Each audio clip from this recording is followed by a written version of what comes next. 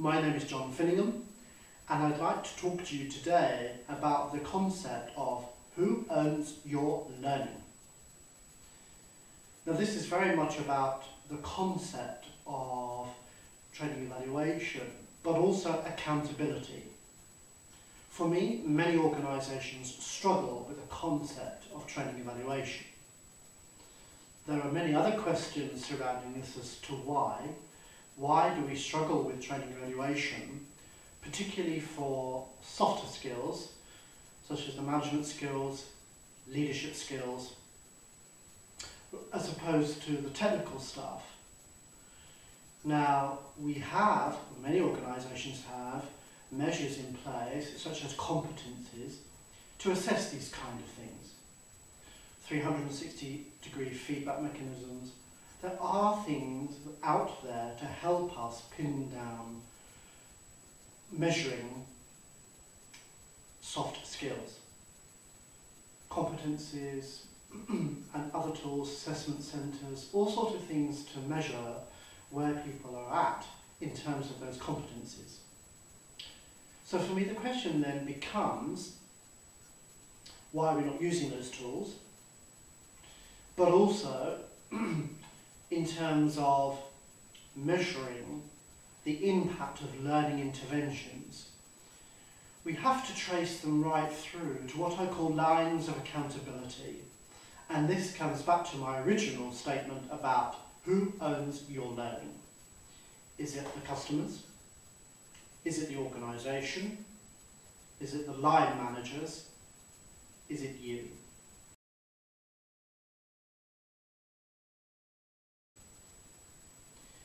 Now, when you think about all those three people in the process of the impact of your learning, then actually they all perhaps then have a potential measure.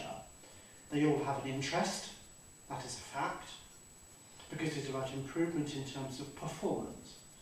So any measure comes out in an improvement in performance, both in terms of attitude, behavioural skills, as well as results delivery. The final outcome is always going to be results delivery, but also how it is done.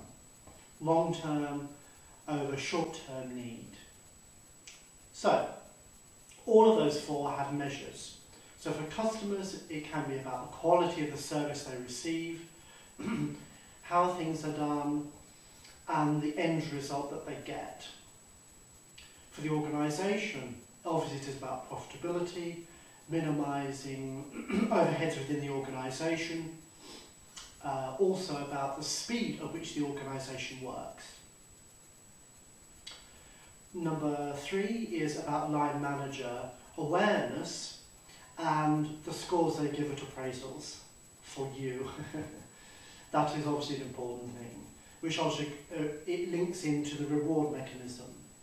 So for me, in terms of the internal processes that the line manager has an impact on, a number of those things, from reward to performance management, all those things are relevant in terms of that accountability and HR processes, which of course need to be more joined up. And I think this is one of the fall-down problems in terms of HR processes and learning and development processes. But obviously they're very well disjointed.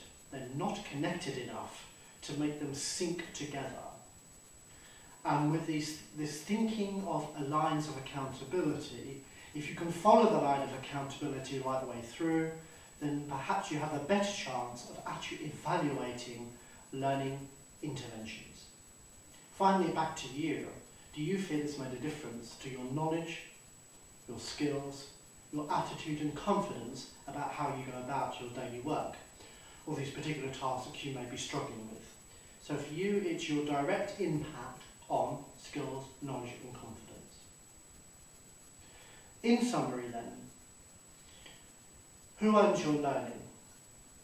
A great way to evaluate the impact of learning interventions of any style, whether it's informal or formal, is to trace back the lines of accountability.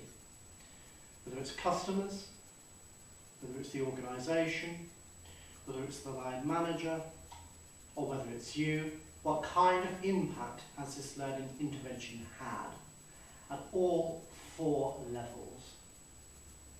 It's an interesting question, and I think it may help us answer the constant questioning that many organisations and CEO have in terms of the impact of learning and development and learning interventions, is what value is it adding?